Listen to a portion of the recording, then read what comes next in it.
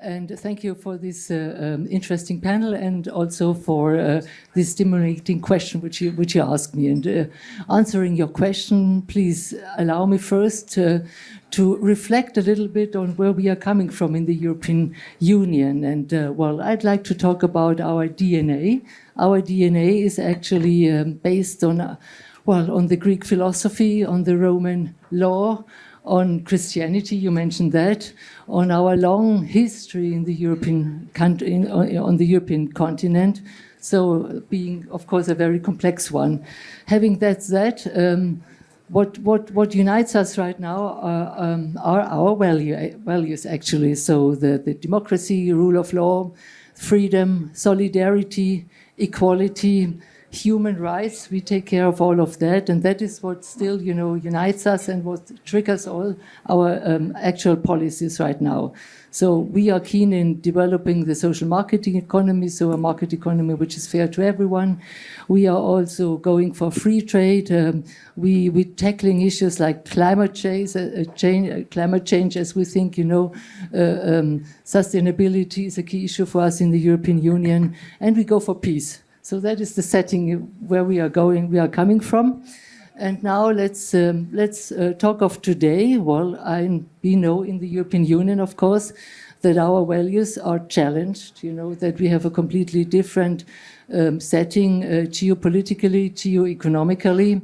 And of course, for us, one of the game changer was the Russian aggression against Ukraine. So that was a big big blow also in the face of our Europeans. And due to that illegal aggression, actually, we know we are existentially threatened as regards our values, and we have to adapt our policies also with regard to that. We realize that the Russian aggression is not only directed against Ukraine, but it's also challenging the whole of Europe, I have to say that.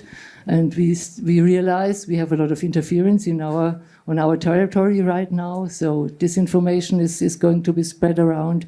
We have sabotage in the Baltic Sea and things like that. So that is what we learned today, and we have to react accordingly and to change also our policies. And I'm now coming to our policies, and let me say what we want, of course, looking at the Ukraine and the situation right now. We want peace. We want a long-lasting, endurable peace for Ukraine.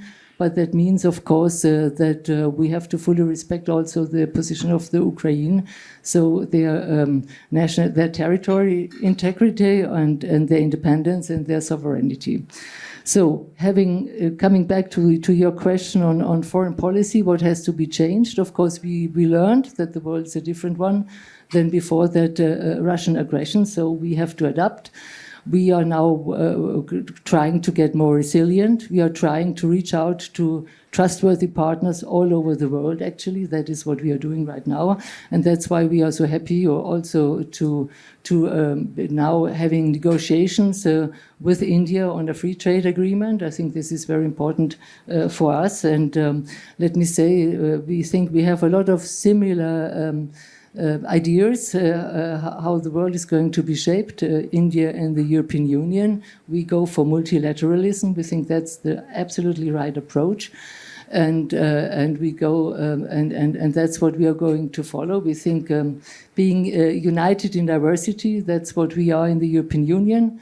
We have a lot of different perspectives, a lot of different ideas, a lot of different believings in our European Union, but at the end of the day, what unites us is, the values which we have. So that is really what we are keeping upset, and that's the basis for everything. So let's and for European Union, it's always, bringing people together, trying to find a good compromise at the end of the day.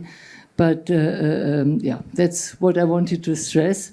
I think we are really still having our values, and we'd like to defend these values all over the world. But of course, we have to take into account our interests, not only the values, and that has changed now with the completely different setting. And for that, we hope that getting more resilient, getting rid of a lot of dependencies, and really cooperating with a lot of regions in the world which are trustworthy partners, that's the way forward.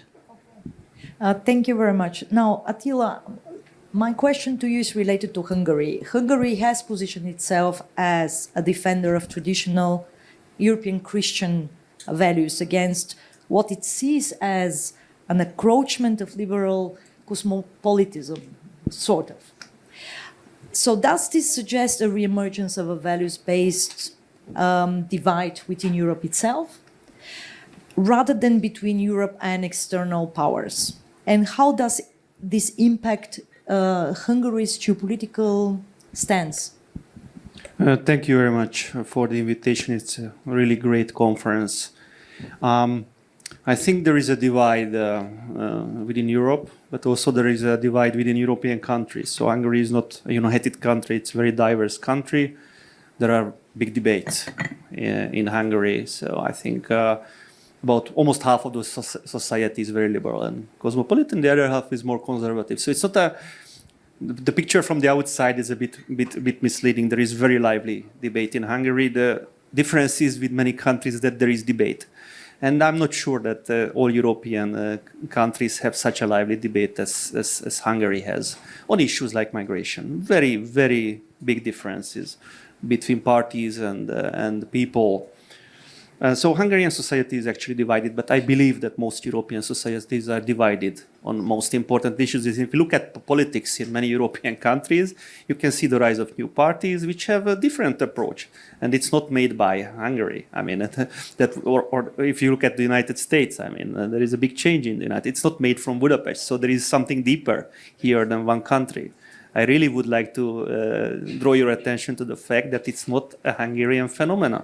It started in Hungary in many ways in 1990. We had a culture war within Hungary since 1990. It's a long historical process.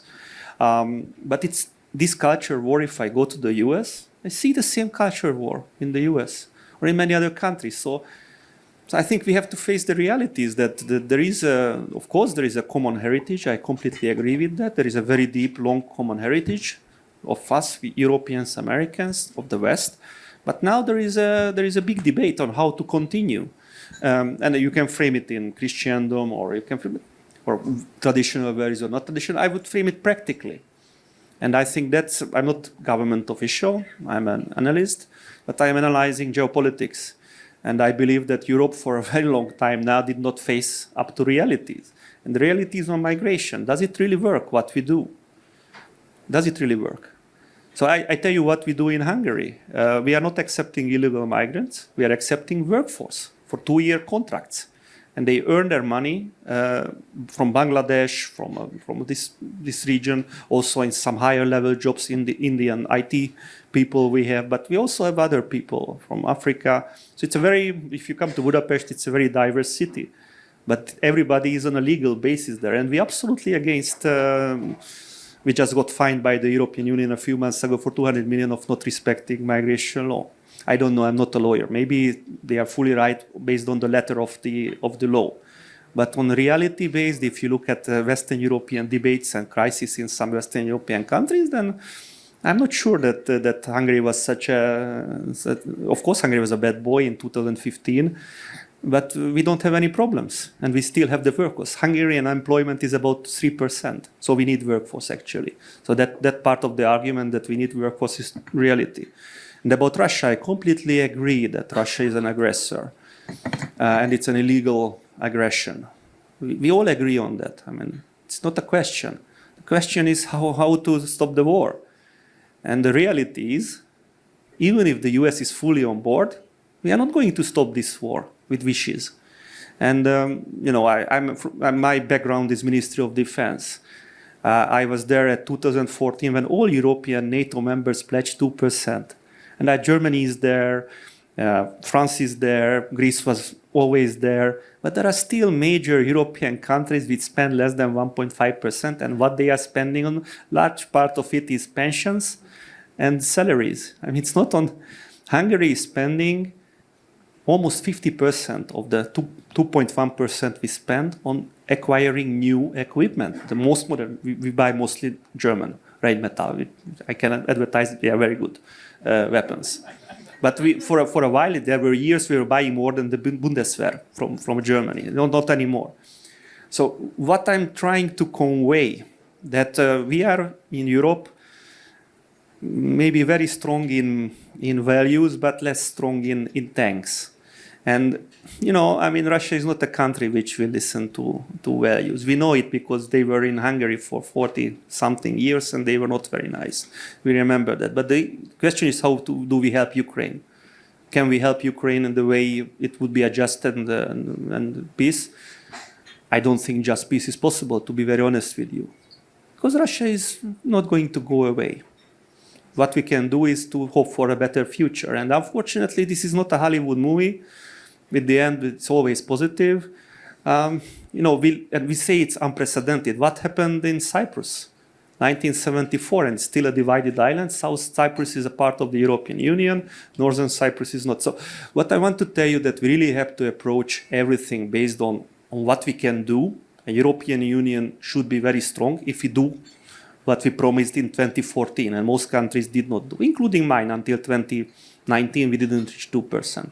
But it's already lost. We lost more than a decade. So now we have to face up the realities, and the reality is that we cannot achieve a lot of things we would like to achieve. I don't see it as an analyst. It's nothing to do with the government opinion in Hungary. This is my almost 30 years in this business. We are not going to have that in Ukraine.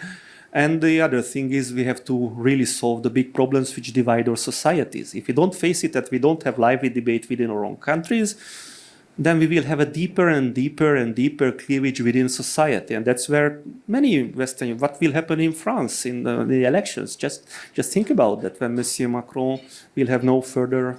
Anyway, I stop it here, but I still have a lot of things on that to say. Okay, so I have a question that's related to the following. Globalism is often described as a new form of supranational ideology, one that has displaced religion as a unifying force.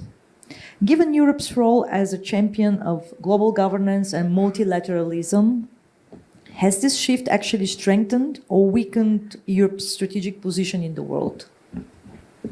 First of all, let me start by thanking you for the question and the organization for having me tonight. It's really an honor and a pleasure to have a conversation about this interesting topic tonight. So you asked about globalism. Globalism can be defined as enhancing interconnectedness and interdependence. Two very difficult words to pronounce, especially that late in the evening. And if we think about them, actually, these are exactly the basis of the EU. Starting from the coal and steel community in the early 1951, and slowly but truly, advancing with the institutional advancement, there has been a push towards more and more connectedness and interdependence, so much so that a region that has been historically troublesome, actually right now within member states is unthinkable to wage war against each other. And in 2012, the EU received the Nobel Peace Prize because of that, because it brought stability and peace in a region that has been historically very troublesome for itself and for the rest of the world. So do they work? Yes, it did work. Absolutely so. Now, different question is translating them in a foreign policy context. And here, let's also remember that it's extremely new for the EU to think about foreign policy. It's only since 2009. It's 15 years.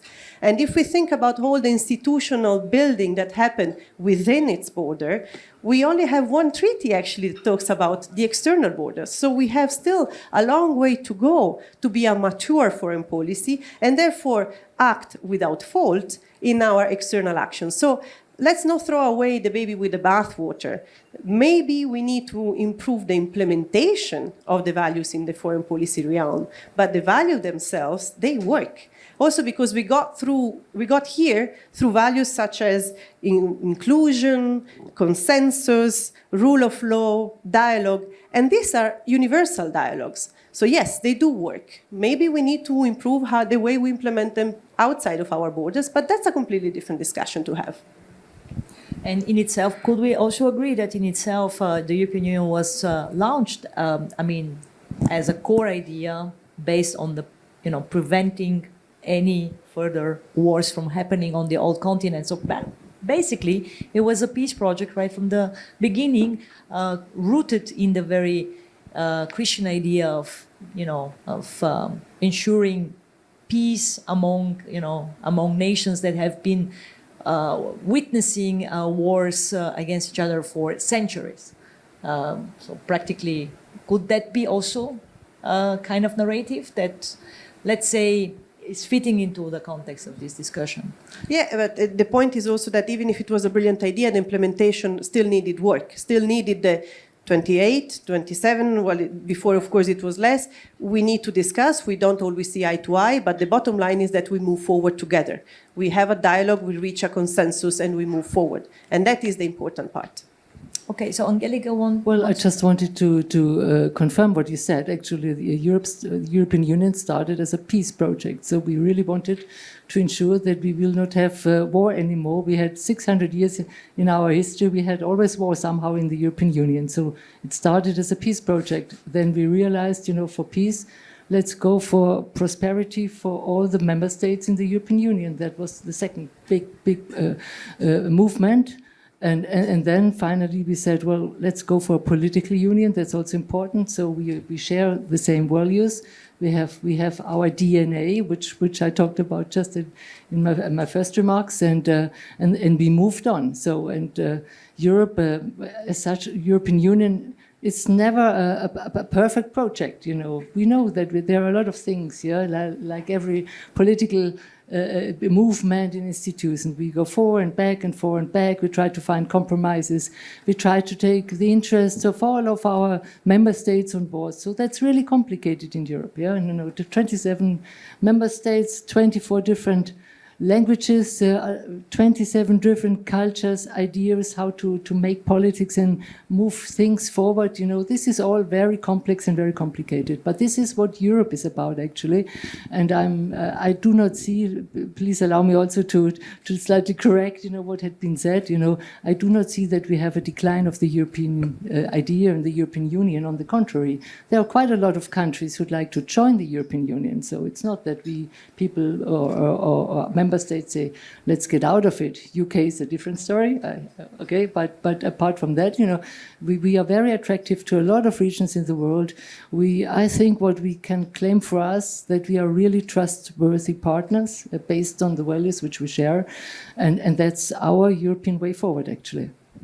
Okay, thank you. So now I'm opening up the floor for questions. Yes, the gentleman. I think I will pick the question about, how do you define Christian values in the international setting? Well, many values are international values because, we're talking about sustainability, we're talking about welcoming. Actually, I'm thinking about the Italian term because, my education was in Italian. So these terms of, welcoming the other, inclusivity. These are not Christian values, these are universal values. And this is very much the fundament of Christianity. So this is how this is also very much translated into the whole concept of rule of law, means respecting everybody being equal in front of the law. So this is, again, another very universal way of looking at Christian values, which at the end of the day can be applied to many other religions, because these values are far from being exclusive to Christianity. And when it comes to your question, so which value would I like and would I pick and would I prefer? I would call it kind of an approach. I like the predictability, I like the reliability, and the non-aggressive approach. Otherwise said, I like that the EU is boring, because you know what to expect from the EU. And by being boring, by knowing what to expect, by knowing that you can expect, you can build trust. So the EU is a trustworthy partner because you know what to expect in the positive terms. Thank you. And thank you for being really short in your answer. And Attila, you're next. And Angelica will close the session. I'm too simple for most of the questions. I'm just a security policy analyst. So I will stay with migration. So I think I completely agree that the European Union is a great project. It's a fantastic project. But I do firmly believe that if we continue with migration, mass migration like what we have, we're going to destroy the European Union. It's, for my simple mind, it's as simple as that. Let's think about, I agree that Russia is a threat. But Africa's stability and the stability of big African countries is absolutely an existential interest of Europe. Ethiopia is failing again. Ethiopia is getting close to civil war again. Nigeria is in trouble. One country has more than 100 million, the other country has more than 200 million. What can we do with our values if 20 million people comes in a year, not one? What can we do with that? I'm sorry, it's a practical question. Which society will tolerate that? So we can have all the nice laws and values, or societies will break if it continues like that. It's already visible in some Western European countries. There is violence on the streets. There are problems. It's not going to go away. It's going to get worse. Again, I'm a very simple mind. And otherwise, values. We talk about values all the time. What about the rights of national minorities? If schools are closed in certain European countries of a certain language, nobody says a word in Brussels. Honestly, I am pretty outraged with this. It's happening in the European Union. If a national minority is attacked, not much word in many, and it's happening within the European Union in some countries. So my approach is a bit different on that. In Europe, most of the wars, the Balkan wars, but also the war in Ukraine is connected to national identity, language, schooling. These are very important questions, and we ignore them because we approach this ideologically. So it's a big danger for Europe. I think it's everywhere a big danger to ignore language, culture, heritage, history. So what I would say as to finish that I think we have to talk more in the European Union about these issues, honestly, and without saying that this is the debate, and you cannot go outside of the box. If you don't go outside of the box will collapse. And I don't want to see the European Union in ruins. I'm really afraid for not 5 years or 10 years, but we have to think long term. And so we have to change our ways. Thank you. So, Angelica, you opened the panel and now you can close it. Also, if you wish to address a specific European value, feel free to do so. Thank you so much, Irina. And well, I agree. We always have to talk. That's always good to discuss. So maybe I take up first of all the question of the gentleman asking the first question.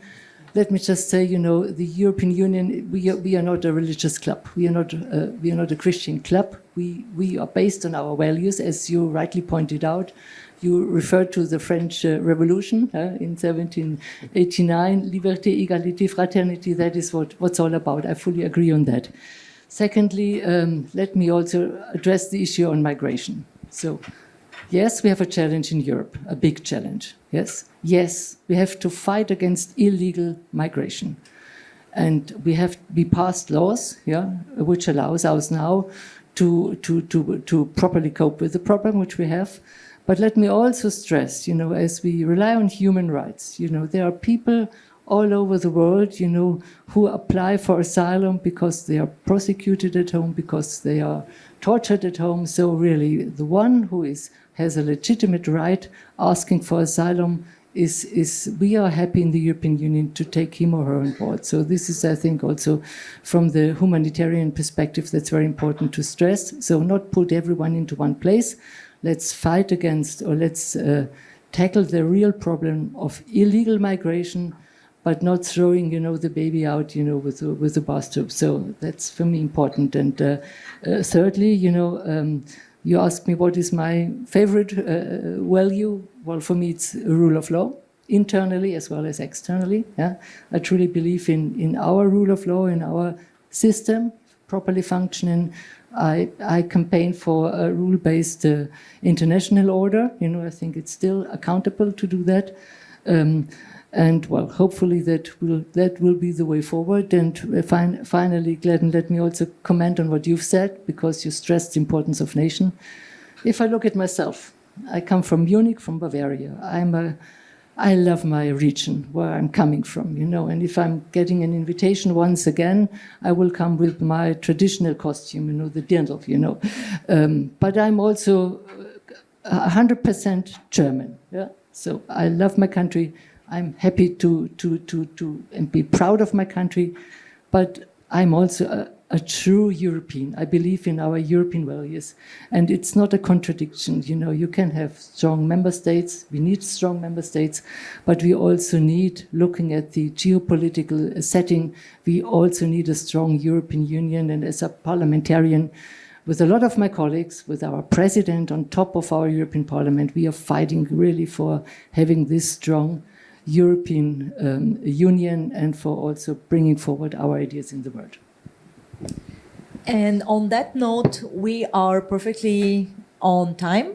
I would like to kindly ask all participants just to remain in their seats because we will have a picture together.